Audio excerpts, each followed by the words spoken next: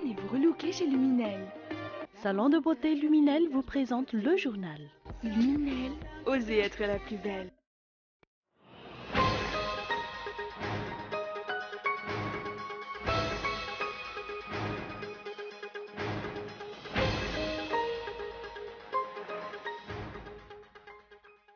Coup d'envoi du 16e sommet de la francophonie. Ce jour, la réunion du Conseil permanent de la francophonie a ouvert le bal.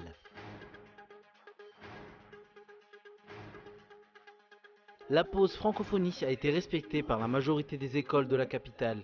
Les écoles publiques et privées ont vaqué depuis hier, comme le cas du lycée moderne Impéflou.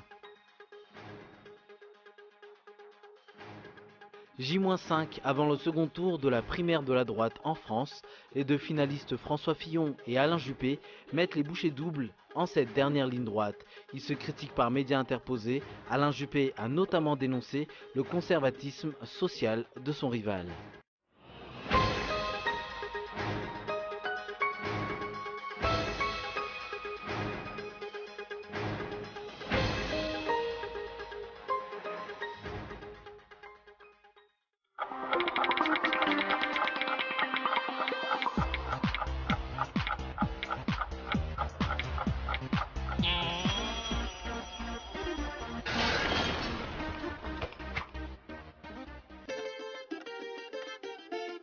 Sur l'axe Boumangajouf, Akalana Restaurant vous accueille dans un joli cadre fleuri et convivial, idéal pour les repas en plein air. Avec une terrasse offrant une vue imprenable sur la colline, Akalana propose des mets malagasy, de succulentes grillades et d'autres spécialités. L'endroit propose aussi différentes distractions, la pétanque, le ping-pong et divers jeux de société. Enfin, le local peut accueillir les anniversaires, fiançailles, baptêmes et diverses réunions. Akalan, mapa fichan ma malagasy.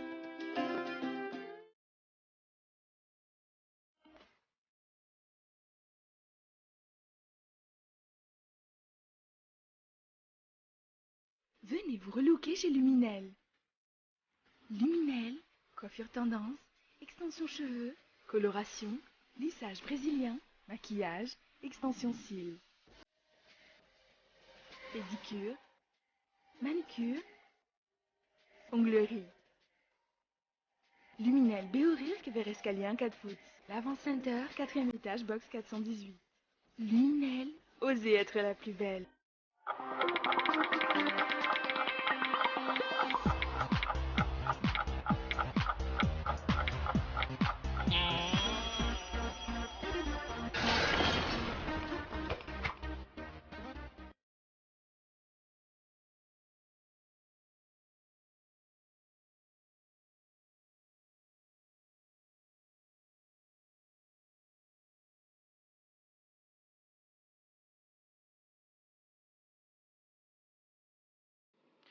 Merci d'être avec nous sur Cool TV. Bonsoir.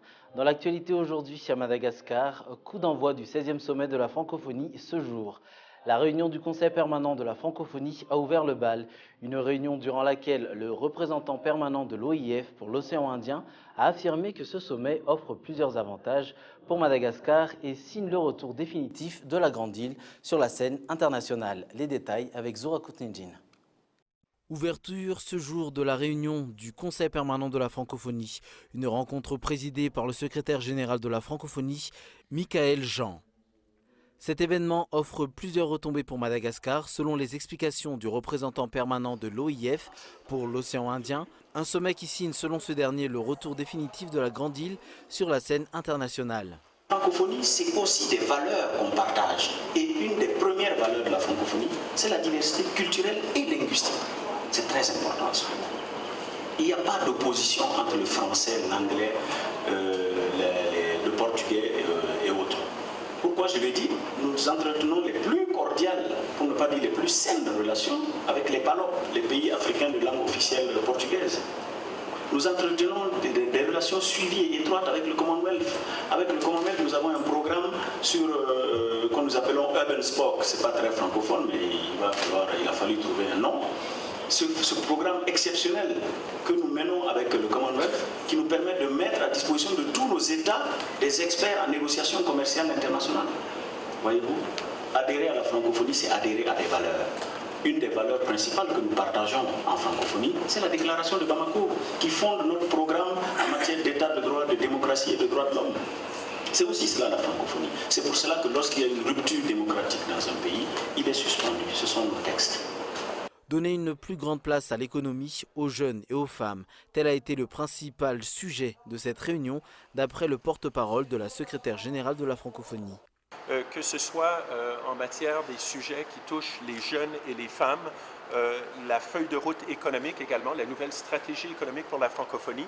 Donc ce sont vraiment là, moi je vous dirais, les 2 ou 3 principaux sujets sur lesquels la secrétaire générale s'est beaucoup penchée pendant la première moitié de son mandat et elle souhaite évidemment, à la suite de ce sommet, pouvoir continuer dans cette veine-là pour encore une fois donner une plus grande place aux jeunes et aux femmes, donner une plus grande place à l'économie et aussi les jeunes et les femmes.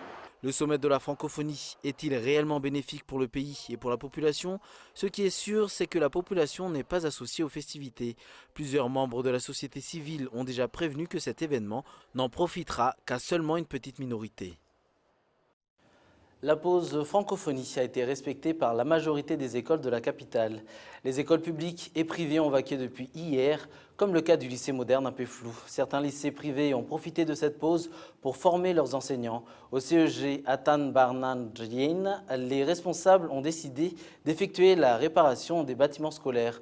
Outre Antananarive, les établissements scolaires à travers l'île ont presque tous fermé leurs portes depuis lundi. Une décision prise par l'État afin de permettre à la population de se focaliser sur le sommet de la francophonie et de profiter de l'événement. Mais cette stratégie n'opère pas auprès des franges vulnérables de la population qui sont obligées de vivre au jour le jour. Nous le savons, les journalistes sont les premiers vecteurs des informations. Cependant, au CCI-VAT, ils ont été confrontés à des problèmes techniques et n'ont pas pu transmettre ou publier à temps les informations qu'ils ont collectées. Les organisateurs sont ainsi pointés du doigt. Reportage de Zora Koutnedjin. Si je dois vous parler de ce que nous vivons ici à la salle de presse, je crois que c'est infernal. Vous voyez, je suis en train d'envoyer un élément. Depuis Internet, ça passe pas. Alors pour nous, ce n'est pas forcément ce qui se passe là-bas. Au-delà de ce qui se passe là-bas, il va falloir qu'on rende compte à nos organes respectifs. Et voilà, du coup, on est bloqué, on ne sait pas quoi faire. Donc, dans l'ensemble, tout se passe bien, sauf qu'au niveau logistique, pour ce qui concerne par exemple la connexion Internet, ça va pas. Si les prochains jours peuvent permettre aux techniciens, au comité d'organisation, surtout de remédier à cela, je crois que pour moi c'est le plus important. De notre côté, les gens continuent leur discussion et puis voilà quoi. Les journalistes malagasy ne sont pas traités de la même manière que les journalistes étrangers qui peuvent aller où bon leur semble. Cela ne nous permet pas d'obtenir les mêmes informations qu'eux, alors que nous avons le devoir d'informer la population sur tout ce qui se passe ici.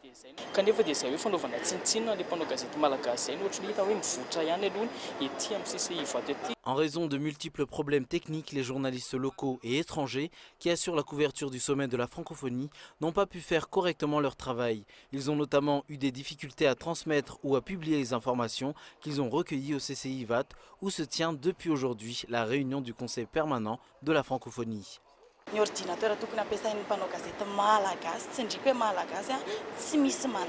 La plupart des ordinateurs mis à la disposition des journalistes malagasy ne fonctionnent pas.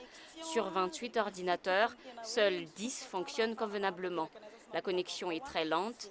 Nous lançons un appel aux responsables pour qu'ils règlent ce problème dans les plus brefs délais, car c'est vraiment déplorable. Apparemment, les responsables n'ont pas préparé à temps les locaux destinés aux journalistes. De tels incidents ternissent pourtant l'image des organisateurs. Les bruits ont couru ces derniers jours selon lesquels, durant la semaine où se tiendra le sommet de la francophonie, aucune intervention chirurgicale ne sera effectuée dans les hôpitaux publics de la capitale. Aujourd'hui, en marge de la cérémonie de réception officielle des équipements médicaux d'une valeur de 162 000 $ offert par le gouvernement québécois, le ministre de la Santé a démenti ces rumeurs. Selon lui, un renforcement du service de garde avait été décidé pour l'hôpital à Ndoutapénac, étant donné que la capitale accueille des milliers de participants à ce sommet. Notons que c'est la 3e fois que le Québec dote des hôpitaux malgaches en équipements médicaux. Les explications.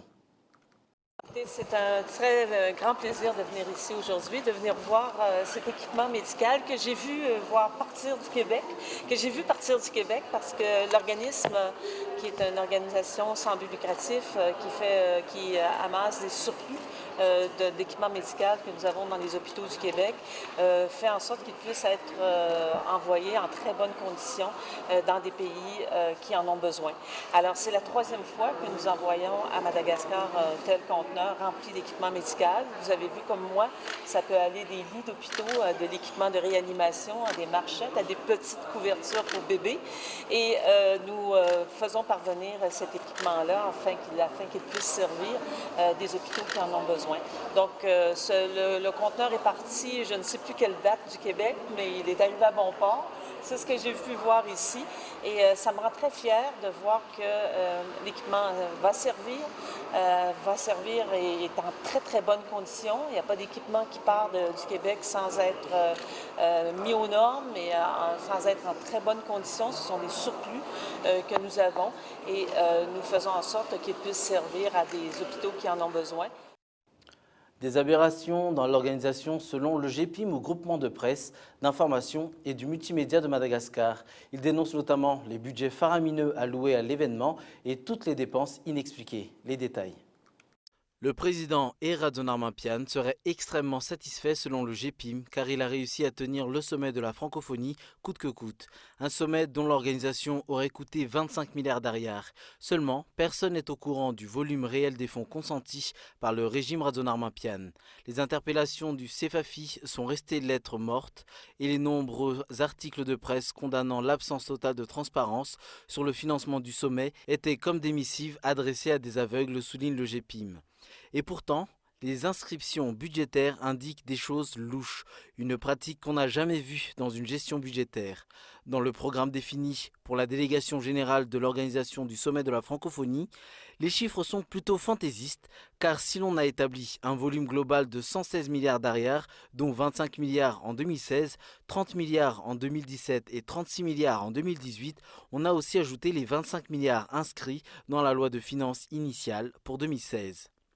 Jamais on n'a vu une loi de finances initiale et une loi de finances rectificative additionnées pour déterminer un programme et jamais on n'a vu un événement prévu d'être réalisé à l'année en cours, encore programmé pour les 2 prochaines années, selon le GEPIM, ajoutant qu'il ne s'agit pas de la seule aberration constatée quant à l'organisation de ce sommet au nom duquel le pouvoir en place a tout décidé.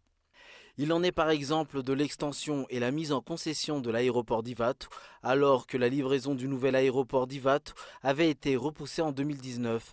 Le consortium formé par l'aéroport de Paris, Bouygues, Meridian Africa, fait déjà payer aux voyageurs l'une des redevances aéroportuaires les plus chères au monde, sans avoir apporté une seule couche de peinture à l'aéroport. GEPIM évoque également les voitures fantômes. D'après le budget 2016, seules 12 voitures sont prévues être achetées. D'où viennent donc toutes ces voitures ritulantes transportant les délégations, s'interroge-t-il. Est-ce pour empêcher les Malgaches de les voir et de se poser des questions qu'on fait tout pour les empêcher de sortir en ville ? Dans l'actualité internationale, en France, à 5 jours du second tour de la primaire de la droite, la guerre est officiellement déclarée entre les 2 finalistes François Fillon et Alain Juppé, qui n'ont pas manqué de critiquer leurs programmes respectifs par médias interposés. Distancé de 15 points par son rival au premier tour, le maire de Bordeaux a attaqué François Fillon, notamment sur sa vision conservatrice de la société. Reportage de France 24. Ils n'ont plus que quelques jours pour convaincre. Alain Juppé mise notamment sur les questions de société pour décrédibiliser son adversaire. Ce mardi, il demande des éclaircissements. Il y a des points sur lesquels moi j'aimerais bien que François Fillon clarifie sa position. Par exemple sur l'avortement, l'interruption volontaire de grossesse. Il a commencé par dire dans son livre que c'était un droit fondamental de la femme. Et puis il est revenu sur cette déclaration dans un débat qu'il a eu devant un certain nombre de ses supporters. Voilà, quelle est sa position? Il y a une différence entre nous parce que moi je considère que c'est un droit fondamental. François Fillon, qui avait déclaré qu'il désapprouvait l'avortement pour des raisons philosophiques et religieuses, a immédiatement réagi à l'attaque de son rival.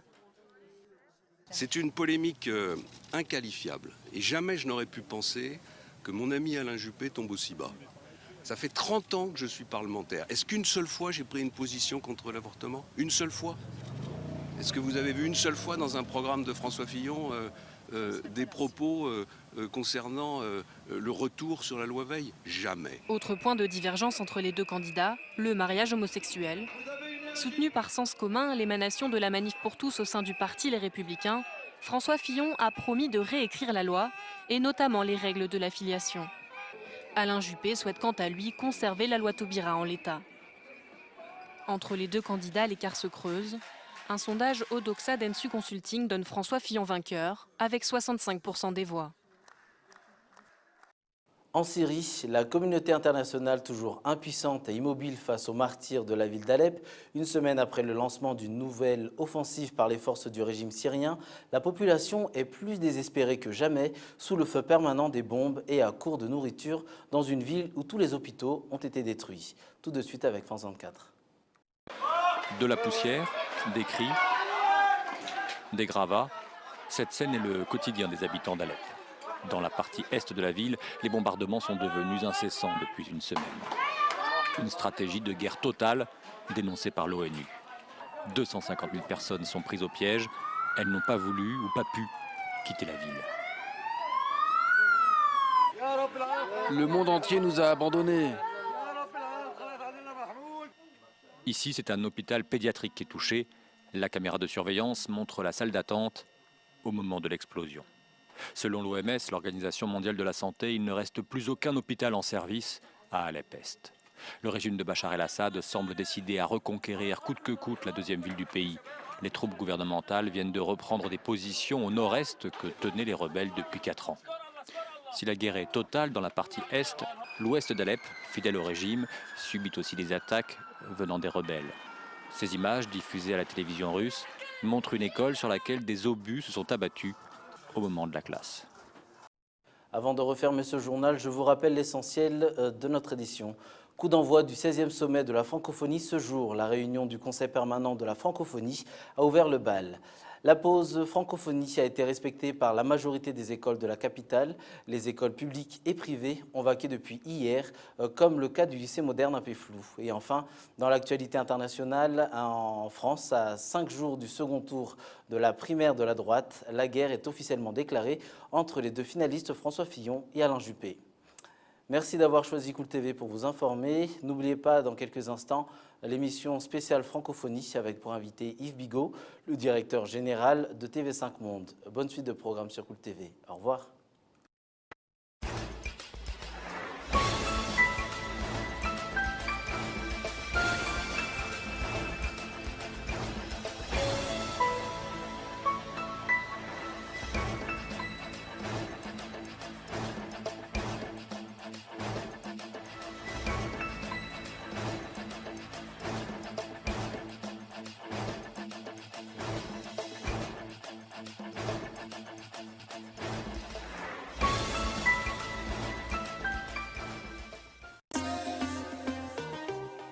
Venez vous relooker chez Luminel. Le journal vous a été présenté par Salon de beauté Luminel. Luminel, osez être la plus belle.